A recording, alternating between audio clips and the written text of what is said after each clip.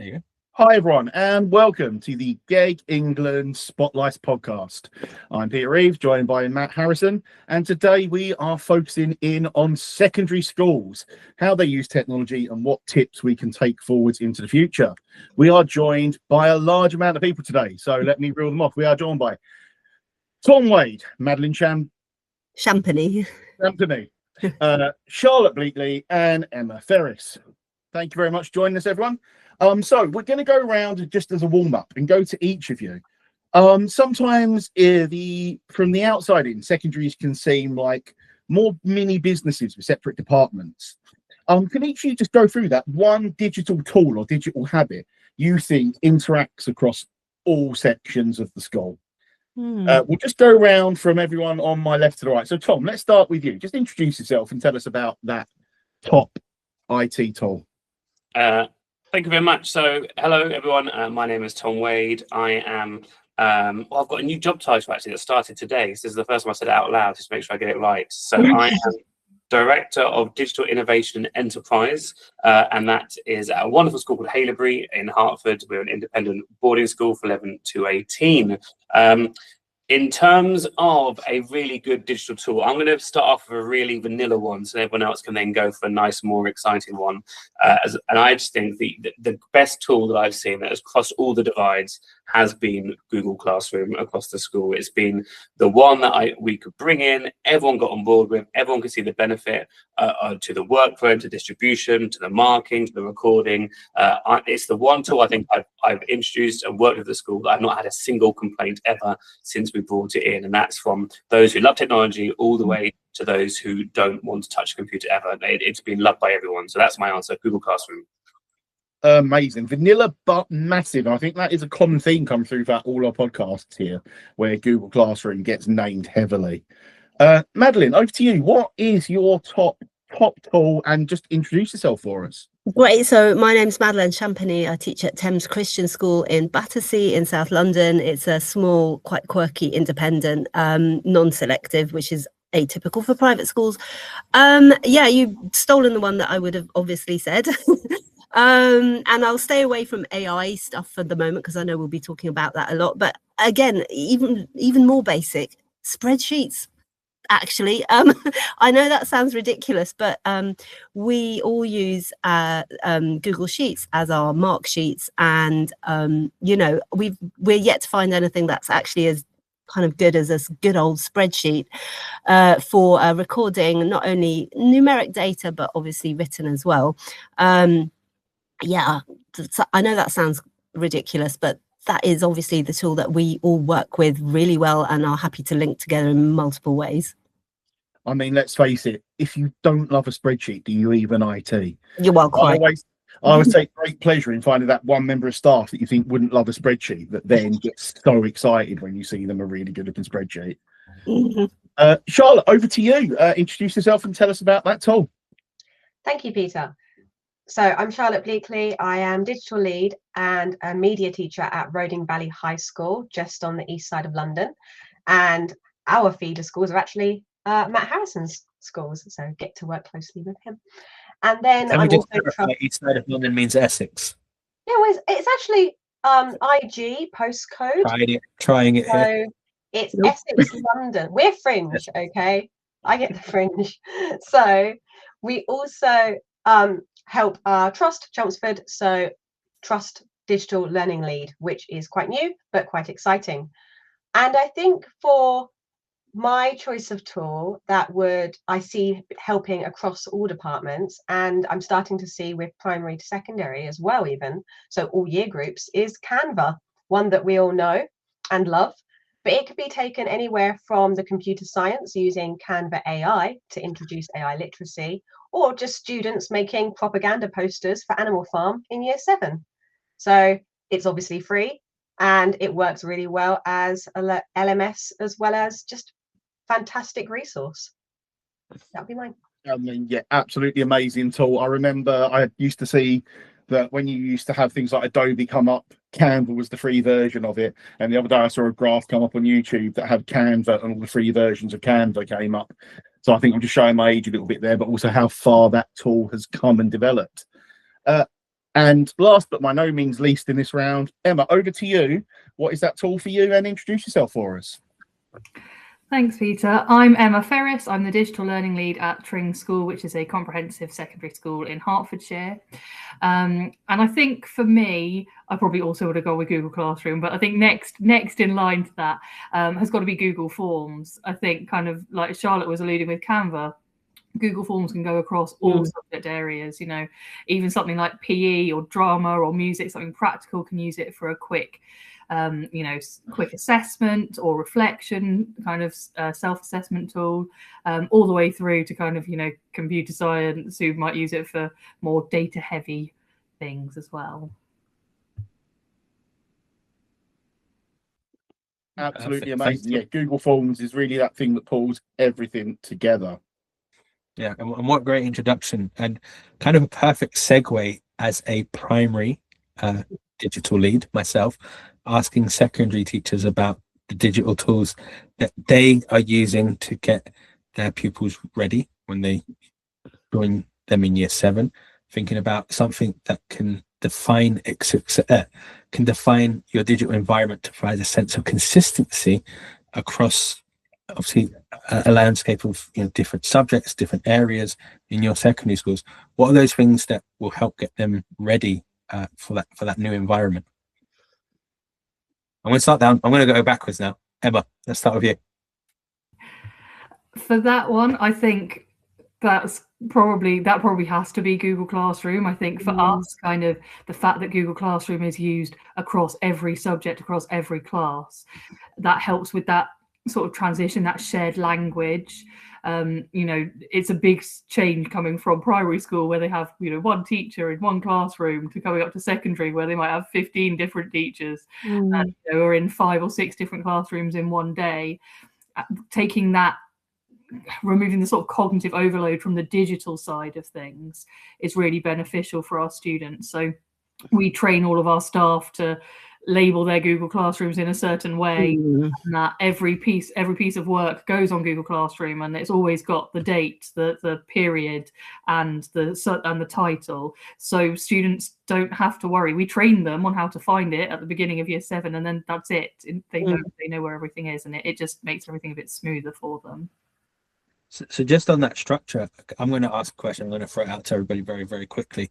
But are you talking about a single classroom for a year group or sorry, a class? Oh no, so they'll have a different Google Classroom for each subject. Okay, yeah. Because everything is Google Classroom and it all looks broadly the same. You have like a year 7 English one, and then so there'll be 7A English, 7B English. 7. Is that the same? Everyone else is nodding, I believe. Yeah, same. Yeah, there you go. All right, let's move on to Charlotte. I think for that transition from primary into secondary, one thing that I notice is some schools are very reluctant to let their students, the year 5, 6s, have access to an email address that they can actually send and receive emails from and to. They might have single sign-on turned on, but the students actually never really know sometimes their email addresses.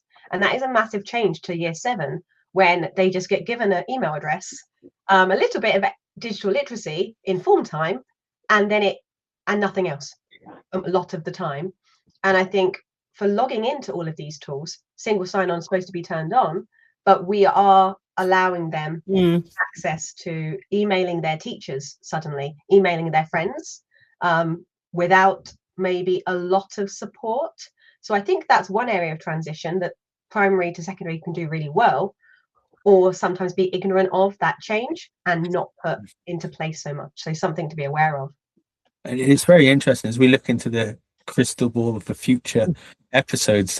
I'm thinking about a conversation with Roddy where he actually spoke about something similar in higher education, in the sense of secondary schools not getting pupils going into colleges ready to use things like emails.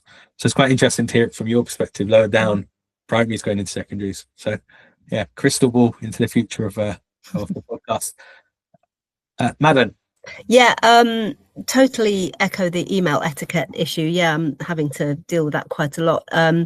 But I would say actually really basic IT skills. I had to help my year 9s the other day. Oh, well, actually it was last year, but you know, Control V, Control C. They didn't know how to do it, and some of them were shocked at that you can underline. I kid you not, I could not believe that this was a thing in year 9 and 10, having been in a quite techie school. So actually basic kind of things, knowing their way around a Google Doc, or even well, let's not mention the other guys, but knowing their way around a Google Doc. And I forgot actually the other tool we completely love, and we would love to train students on, is the tabs in Docs as well. Is hands down brilliant for organization. So yeah, I would say just training on basic IT skills is very mixed. Yeah, thank you. And then finally, Tom. Well, this is the problem of going last, because I was feeling very smug last time getting Google Classroom out there straight away and listening to everyone have to try and copy me and elaborate on that. And I've just listened to every single good idea that I had being listed off one at a time. So I'm going to try and not repeat too much, but I completely agree with everything everyone has said so far. Google Classroom is our #1 tool. We also have a coding system as well, and I'd love to trade coding systems with you at some point. That'd be great. And we've tried to reiterate that over time, so we now indicate whether they're physically handing in work, whether they're not having to hand in work, whether they're digitally handing in work by the codes that we're using on the platform as well. We've learned over the years lots of things from the pupil perspective, so how we name classrooms is really important. So at one point we were starting each classroom with the name of the year group. The moment we looked on the pupil device, you can only see the first part of each classroom, which meant they couldn't then find it. There's just said year 7, year 7, year 7. So we've learned that over time to try and make sure the pupil facing experience is what it is, and not just perhaps what suits us as teachers. You know, we're really clear on like when our prep deadlines are. You know, prep has to be set for 8:30 every single night, for example. I just wish Google would change. We're allowed to say that on this, that they would stop the midnight default timing on Google Classroom and allow me to change that, because every single one I have to change that myself. I completely agree with kind of digital literacy amongst pupils as well. Actually, we've had to really develop our induction platform and program for pupils when they enter the school, to the point actually now where we run the whole of the first half term of computer science is now just focused on digital literacy. And actually we are a one-to-one device school, but actually we have a PC suite as well, and we make sure that we get pupils having experience of using both platforms. And we, in the first lesson, it's if you can get past them logging in with their password in the first lesson, our lesson, you made an absolute win. I've seen pupils kind of stroking monitors, thinking that they're touch screens, you know, they've never used a mouse before, for example. And so I think I become more understanding of them. Actually, we think they're coming tech savvy, but they're not. They're coming phone savvy, or perhaps iPad savvy, but they're not coming with any other understanding. So the fact they can do shift for a capital letter, they don't know this sort of material. So we've tried to create a really, dare I say, basic induction platform where we go through all the Google Suite one at a time to try and train them up and actually just get some competency going. Yeah, I think they're all really interesting responses, because I know from a primary perspective, this is something we're trying to work on as well, trying to get pupils, I want to say, more digitally literate, ready for the world that is today. So, yeah, I think, you know, it's really good for me to hear that, because I know that we're kind of going in that direction of writing our digital skills and thinking about things like emails for primary school children, and giving them that exposure sooner rather than later. It's been really interesting as well, picking up from primary, secondary and higher further ed, the same issues coming up all the way through. And maybe it's less about this little one, looking at it as a first off induction and looking at it as repeatable skills that need to be reinforced throughout the education system, and really getting those links going. Because the idea of email, folder structures and basic skills have come up in every single talk we've done. Now let's think about something a bit more large scope. Secondary can be high pressure sometimes, focusing on exams and developing young people and getting them ready for the next stage of education. So sometimes innovation can feel just like a bit of extra work. How do you find time for that digital innovation? And what does a successful digital strategy really look like when you start planning it out and picking it forward? Let's start with Madeline. Do you want to start us off with this one? Yeah, forgot to mention I'm innovation leader and head of English as well here. So yeah, I definitely think it's actually about change management. That's certainly the thing that I've found. Once you've got the hang of the tool, or frankly, once everyone or people have got the hang of the idea that the tools are constantly changing, should I say, that it's about change management. And I've had to accept that not everyone wants to become a tech bro, basically. You know, I'm super keen on all the techie stuff and I want to go charging ahead, but I've had to really kind of work on myself in terms of understanding that it's not about just forcing it down everyone's throats and banging on about AI at every possible opportunity. So as well as whole school CPDs, there's been a lot of side-by-side work. I've literally just had a one-to-one with a history teacher, for example, and I've set up calendar slots that people can book with me, where we can just talk about stuff. And, you know, meeting people where they're at is very much the way forward, I've found, when they're in the middle of a thing which AI can genuinely help them with. So for example, school reports, I just use Gemini to in a very highly personalized way, hoovering the data, like I previously mentioned, from my spreadsheets, obviously anonymized, to create really personalized reports, which are arguably more personal than I would have written before, because I would have been cutting and pasting my own words from previous years. Being real, we all do that. And then being able to sort of share that with people whilst they're in the midst of, oh God, I've got to spend 5 hours writing year 9 reports, and going, aha, I just did it in an hour and a bit, and let me show you how. I think that's a really important way forward. Recognizing the social, emotional, psychological kind of aspect of letting go of tried and tested ways of doing things. For some people, they've had those ways of doing things for many, many, many years.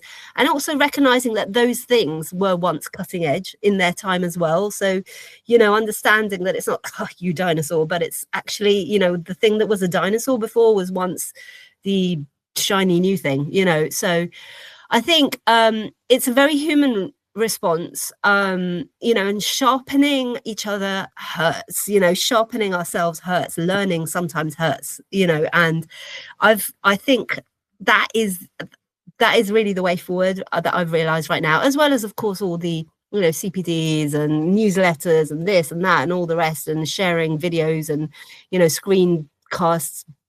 Obviously we do all of that, but actually for change to happen involves the kind of human side-by-side conversation, I think. Brilliant. Did anyone else want to jump in on what they think that successful digital change can look like and that strategy? Tom, go for it, and then we'll go to Charlotte. Yeah, I think that's a really good point that was just raised, actually, about not getting too attached to tools.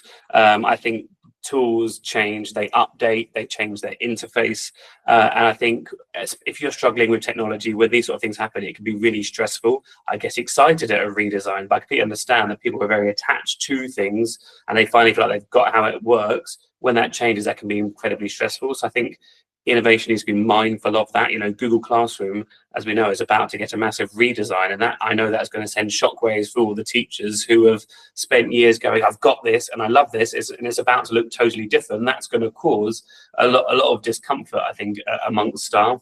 And so we really try to ground that in now, and I haven't always done this, but understanding that the tools are the last thing in our understanding, you know, taking that pedtech approach of what is our intent, what is our pedagogy, and then the tool bit happens, and actually be prepared for those things to change and develop. Actually, you know, we have a digital subscriptions budget. It hasn't gone up for a couple of years. Subscriptions are going up through every year, and so actually sometimes we have to say this is going. You know, we try to bring in consistency amongst tools around the school. When I took over the digital subs budget, I discovered we had 12 different quiz platforms going on around the school for pupils, which was a disaster. We need one quiz platform that everyone can use, and that caused a lot of discomfort for a lot of staff because they were losing their kind of precious ones that they'd spent years developing. So I think that that approach to tools is really, really important. And I think how we can support teachers and that is great. I think of a teacher when I joined the school, she would spend ages every lesson creating the most beautiful mind maps on her whiteboard.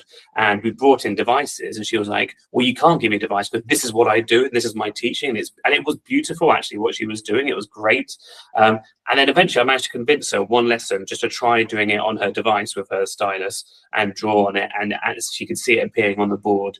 And then when she finished the lesson, I went, and guess what? You've got that now. You can keep it. And actually, you can now send it to your class, and they can now see it. And it was just a really tiny thing. She didn't have to change much about what she was doing, but she suddenly realized that what she had created now could exist forever, as opposed to now being furiously rubbed off at the end of the lesson before the next class came in. And that's such a small thing, but I think it completely began to change her mindset on what technology could potentially do for her. And, you know, at this point where we're talking about change and changing apps, can we just all hang our heads for a second and say RIP Jamboard? And we can all think back about that loved program that was with us for so long and burned so brightly. Charlotte, what did you want to chip in there?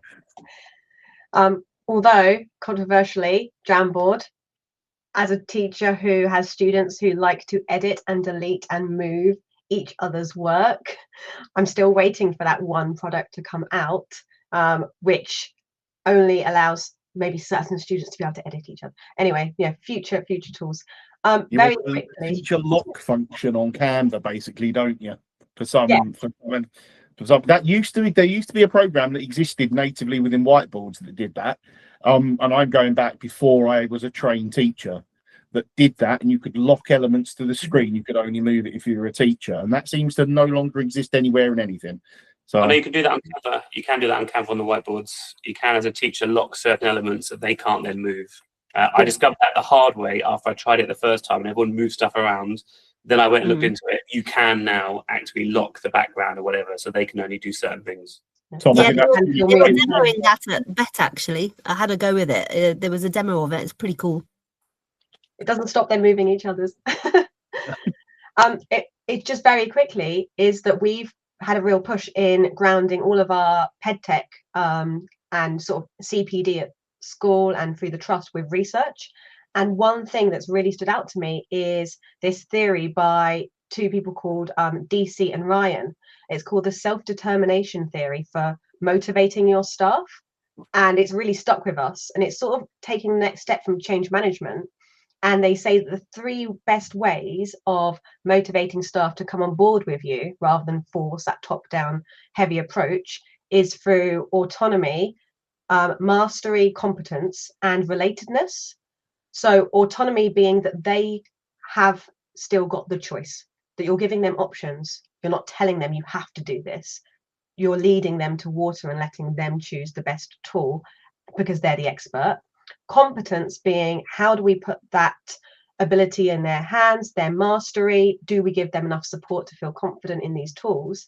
And finally, and this is probably what we get a bit from the GEG community, that relatedness, that we actually have a community and we want to do well, not only for, you know, ourselves, but students, our school communities.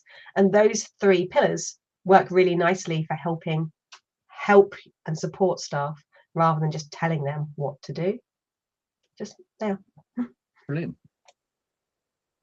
Cool.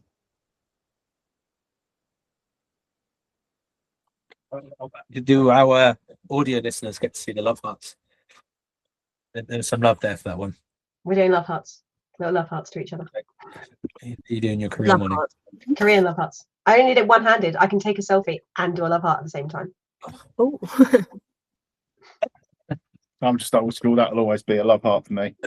Oh, you can do 2 love hearts. Just fingers crossed. Right, we're going to move into a more focused conversation. I'm going to give each of you your own kind of questions. It does not mean, though, that you can't jump in on each other's questions, help each other out, give each other some more tips and tricks. But we're going to start with Charlotte and AI. We've arrived at the topic of AI as always. So, Charlotte, you've done incredible work on AI for workload. For a secondary teacher, drowning in lesson planning for different key stages, what is the single most effective AI shortcut that deserves quality but saves an hour of planning time? Controversial question. I'll tell you why. Because there are a lot of people out there, like teachers of AI, that say that AI does not save you time or should not save you time. It should be able to help you accomplish a task, again, maybe a basic task faster, but that time as a teacher should then be spent adapting, enhancing to help your students further. So the equivalent would be, instead of one excellent worksheet for your Year 7 English class tomorrow, maybe you using AI, for example, Gemini, Google Docs has now got Gemini written into it for the paid for versions as well. You would be able to not just create that excellent worksheet, but you'll also provide a choice board for the students who have finished that worksheet. You'll be able to give some writing and sentence prompts ready for the students who need a bit more scaffolding. And all of that would take you the same amount of time as the one worksheet. However, I think what we're going to see is adapting in the lesson instead of that prior planning coming out more and more, so that we don't spend so much time at home planning. We have AI at our fingertips, so we can suddenly get an extra quiz in, because I've noticed that my students don't know much about King James I for their Macbeth context. So on the fly, while they're finishing a task, I can quickly ask Gemini to make me a quiz or a match-up task on King James I in order to deal with the missing knowledge that I noticed straight away. So I think that AI's most benefit will be the live adapting in lessons. Yeah, and I totally agree with you on that principle, Charlotte, about, yeah, it's, I always see it as giving time back that can be used for something else. You know, I've seen some really good lessons where, for example, gems have been used in the lesson, and then it's then, okay, how do you now continue that lesson, because the gem has sped up part of the lesson that perhaps would have taken 30 minutes before. Now it takes 5 minutes. What do you now move on to do in that 25 minutes you've now freed up? How does it affect the learners? I really do need someone to sit down with me with gems. I know that I need to know more about it, and I just haven't quite clicked with it yet. Emma, coming over to you. We're going to have a little look at feedback at scale. So in secondary school, teachers can be dealing with 200 plus students a week, depending on the setting, maybe even more. Even in my tiny school setting, I still go through all 94 students in the school in a week. How do you use tools? Maybe something like Mote or Screencastify, rubrics in Google Classroom, or for me, even something as simple as the comment box in Google Docs and Google Slides, to really delve in and get that high quality personalized feedback. What makes that achievable to you? I think just the fact that being able to give verbal feedback using something like Mote or Screencastify, or even the new kind of recording features that are built into Google Classroom now, you know, just the fact that I can say so much more, and we as teachers can say so much more in 5 minutes than you could write in 5 minutes, means that your feedback is going to be deeper, it's going to be better, it's going to be more personalized for the student. Having everything digitally also means that you can kind of go through stuff. It's easier to do whole class feedback as well, which again saves teachers a bit of time and helps reduce that workload.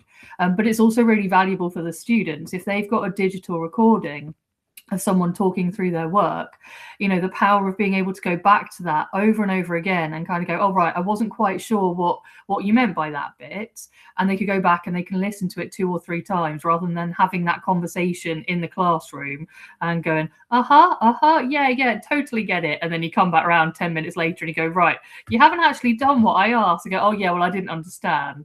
You know, you've got all of that there for them. You can link it to other resources, so you can go, right, here I'm going to show you, you haven't, you know, I teach languages and a bit of computer science, but I go, right, you haven't really understood the passé composé in French because you've clearly made a whole load of errors throughout your whole piece of writing. Here you go, have a look at this. Here's this tool here, and link that in it kind of through Google Classroom. So I think all of those features help to streamline it for staff and make it more accessible and useful for students.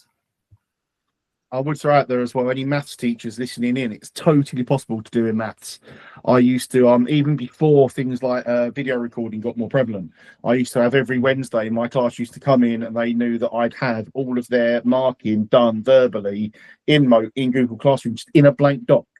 So they'd go in, they'd listen to the feedback that I gave them in front of their maths books and then go through it. So there are really easy ways around that, even if you are doing work in books. Tom wants to jump in. Can I jump in on a feedback talk? Because I've found this is the area that teachers are most hesitant at where I work. They feel most concerned about this. They are worried about the implications of feedback at scale. And actually, I've had some pupils voice that they don't feel comfortable receiving AI-generated feedback as well, actually. So I think there's a really interesting discussion and balance to be had there. And I don't think they want to feel like we're thrusting that upon them suddenly, because it does slightly remove that connection between the teacher. Having said that, there are some interesting things that I think are worth exploring at the moment. We haven't actually brought any of these in yet, but we're kind of at the exploratory stage. Actually, I've been really impressed with brisk feedback, for example. The ability for it to kind of generate comments on a Google Doc is really impressive, highlighting sentences on an essay and giving comments that are so much more detailed than I would ever give back myself, based upon the mark scheme and the rubric, all in draft form, so the teacher can edit them and change them. But also now they've brought in batch feedback as well. So I set an essay recently and I was able, just through my Google Classroom, upload it via batch feedback. It went through all of them in about 2 minutes. But what was useful for me as a teacher, actually, is before I even then had looked at the essays, because you got to approve the feedback, is I got a whole class feedback document produced for me about these are the areas that were really good, these are the areas to consider next. And then because Brisk is really excited, but it was like, hey, let's now make some tasks based around the areas of weakness together, and let's make a Google slideshow and all that sort of stuff. So I think there are some really exciting things developing at the moment that are worthwhile exploring. But as I said, I think it's an area that is particularly controversial still. Yeah, totally agreed. It is one of those things where you've got to strike the right balance and be honest with your students about how it's coming across. And I'm also pleased to hear about Brisk, not from Charlotte. So we know Charlotte is a Brisk champion. Hashtag Club Brisk. Also, AI comments coming to Google Education Plus soon as well. So the silo issue of subjects in secondary schools can be obviously a challenge as well, Tom. So how are you making sure you're bridging between departments these tools? How are you making sure everyone's involved and getting the tools right for their subjects? So it's a really good question. So I think there are a number of different ways of doing this. I think some of them is just being available for departments, first of all, so they feel they have people to go to for training. But actually, I think a really good point was made earlier, which is that when I first started talking about digital strategy, I think I went a little bit too top down at the start. And actually now I've tried to reverse that very much. And my opening line is often, as head of department, you are the expert for your subject. And I make sure I get that line out first before I do anything else, actually, just because some tools don't work for everybody. So I really try to make sure that what I do is provide a toolkit for staff and then say to them, you are the expert, you make the choices of the ones that will suit you. So I've got a document which I call apps for task, and I've kind of gone through all the different class tasks that I can kind of think of, general tasks that appear, and I've tried to provide kind of 3 apps for each. Now, most of these are built into the Google Workspace, actually, but it's actually kind of app signposting what Brisk can do in multiple different ways, or we use Wayground, how that can use different ways, and so on and so forth. So I try to provide them with a toolkit, give them the mantra of intent pedagogy tools, and then kind of say, you're their department, however, you make the choice for your setting, essentially. Yeah, we ran half a day of training actually in January, where we leaned in heavily on, I don't know if you've heard of Nick Potklitsky in Ohio. He's written quite a lot, both on LinkedIn and Substack about this, on DSAIL, which is disciplinary specific AI literacy, which is the same idea. And we basically asked departments to get into department groups and look at basically do SWOT analysis around AI and their own subject, obviously strengths, weaknesses, opportunities, threats. And yeah, it's the same sort of approach, which is I can't know absolutely everything that there is to know about every single tool for every single subject. So, you know, it's putting it out onto them to, you know, have a look. But I have suggested things like Masolit videos are fantastic. I don't know if you know Masolit, though, that has its own Gen AI within it. They're brilliant. And things like JSTOR as well. The AI within JSTOR can be really helpful for different subjects finding what they need. And it's going back again to that kind of human relationships and meeting people in that moment where they're at, where that head of department's looking for something, saying, oh, actually, have you tried that?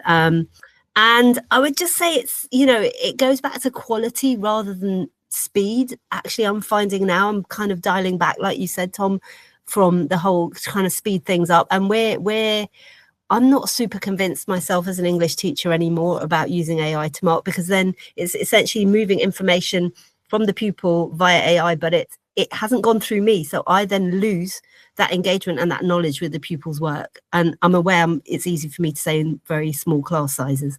But yeah, that's with the silos, that's what I'm doing, is, you know, suggesting that people work within departments equally. Emma, did you want to jump in on that one as well? Yeah, just to pick up on a few points that have been made by various people, I think, earlier. Like Charlotte mentioned earlier, kind of this is where I think the GEG community comes in really useful, because, you know, you might not have another computer science teacher in your school who you want to talk to about this stuff, or who is as willing to talk to you about kind of all of the technology side of things. But finding kind of your wider community and having a wider reach, that people you can ask, and kind of, we've done quite a lot of work where we've paired up teachers from departments at our school with equivalents at other schools, just to kind of share ideas and talk about how they're using technology. And that's worked really well, because people like to hear from subject specialists.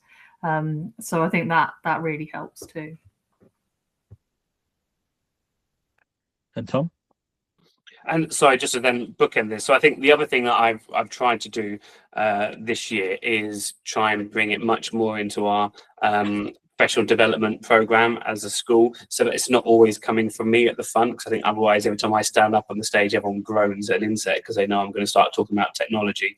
So we've got different working groups at the moment exploring different apps. I've got one group is exploring Notebook LM, one group is exploring GoodNotes, and so on and so forth. So they're doing this, they're going out, they're trialing, they're doing the research, they're across departments. At our Easter inset, they are going to present their findings. So again, it's not just coming from me all the time at the front. I think it's really important that we break down the silos, that we've got different departments working together. And then actually, I think as a teacher, I would be more likely to trust what my colleague in science has said than perhaps me every single time who's turning up and saying the same things. I'm the science specialist. Yeah, and I completely agree with you. I think that those who know me, Charlotte, relatively well in the sense of, it's really important for me championing the people in the classroom, because I've not taught now for 4 years. I've not been at the front of the classroom for 4 years, but I'm bringing a digital strategy into schools. But it's really, I feel it's the most important part of my job is to listen to what's going on in the classroom and how those tools are being successful, just like you're talking about in those other departments. Like, if it doesn't work for them, then let's detour, let's look at something else. Yeah, even in small scale schools, I've got a couple of teachers trialing Google Class tools for a couple of weeks this week to give us feedback on it to move on. Madeline, going over to you. I think we touched on this earlier, the idea that we assume that secondary school students are these digital natives, but actually there can be core skill gaps missing. How are you using your setup there to help really target these digital skills and these digital skill gaps, and what are we doing about moving students forward?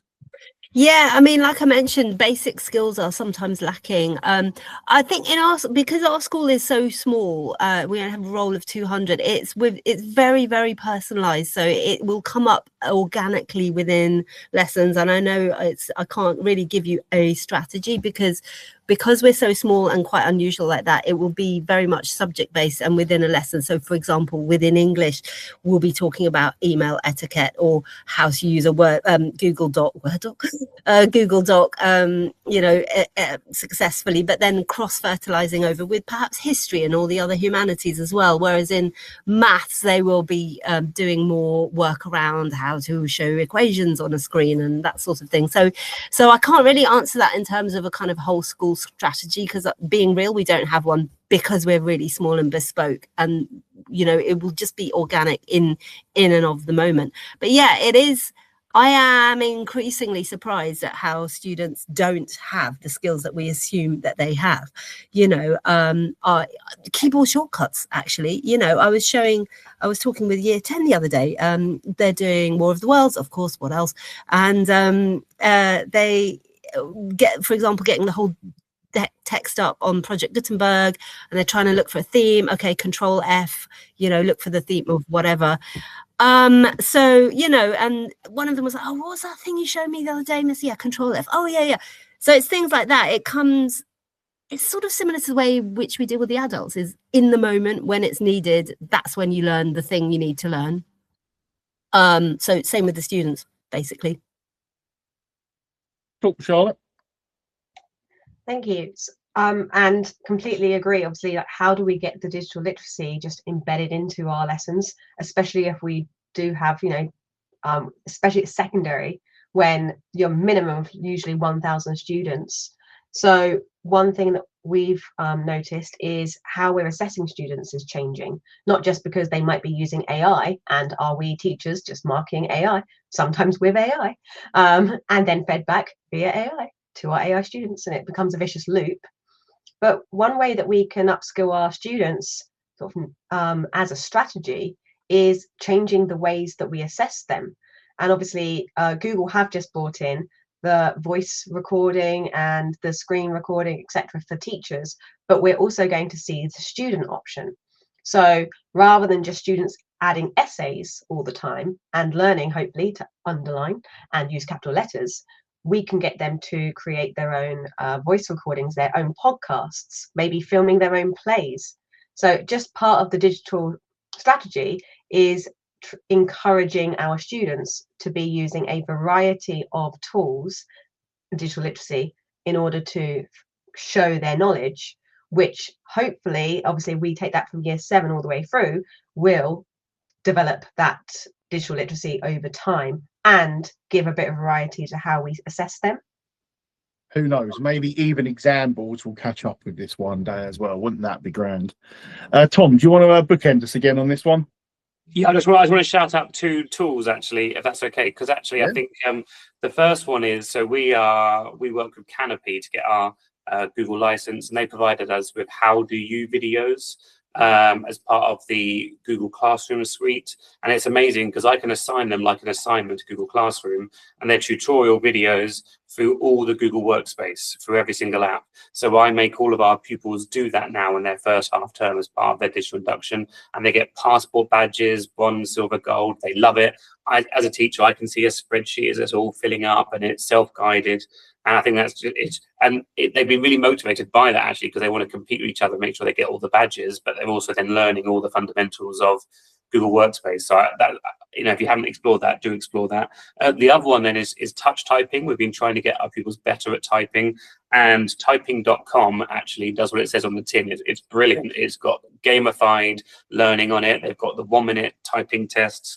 I was just looking at my stats very quickly. I've got one pupil in my class who, since she started, has improved 190% in her kind of speed and accuracy and everything else, which is insane, really, because she was genuinely typing with one finger, swirling it around for each time, and now she's typing, looking at the screen, not looking at the keyboard. And again, I was really, not really, I think I was quite cynical. They wouldn't quite like doing touch typing, but I told them last week we're moving on from it, and they were genuinely annoyed because they've been having such a good time on that platform. So yeah, I think it's really important we explore those 2 areas.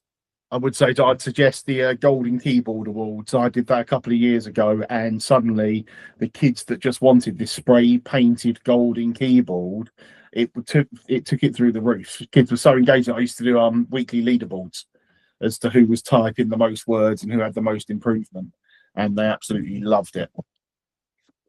And yeah, great shout out to the Canopy How Do You Use. I mean, I get staff to do them.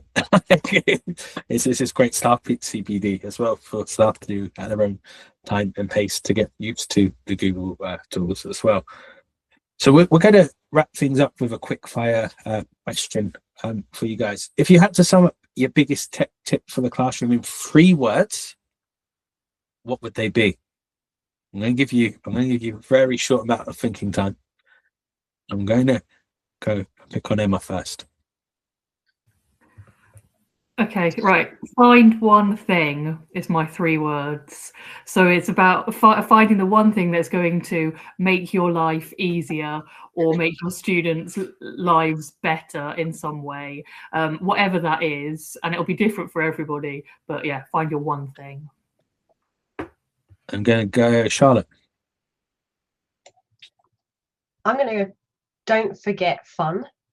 And I think with this topic of secondary, we can get so caught up in the GCSE content that we forget how kids actually want to learn and the curiosity around it.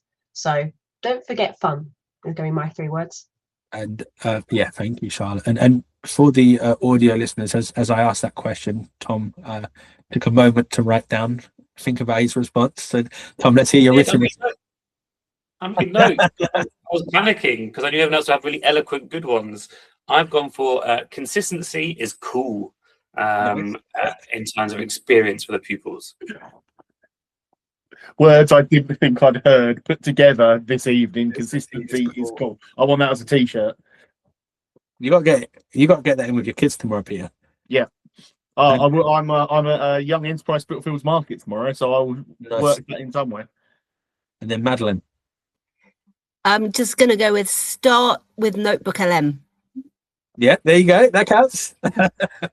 Yeah, what a nice wrap up to the podcast. So we're going to just wrap everything up. So thank you, Tom. Thank you, Emma. Thank you, Charlotte. And thank you, Madeline, for joining us on the secondary episode. This is the second in our series of classroom retrospectives. Are we calling them? I'm not sure what word we're going for. We'll go for retrospectives on this one. Next episode, we're looking at post 16 with Roddy Peters and with Alex House. And we finished this sequence of podcast episodes with a deep dive on Send. So again, thank you everybody for joining us. Thank you very much. Thank you. Thank you. Thanks.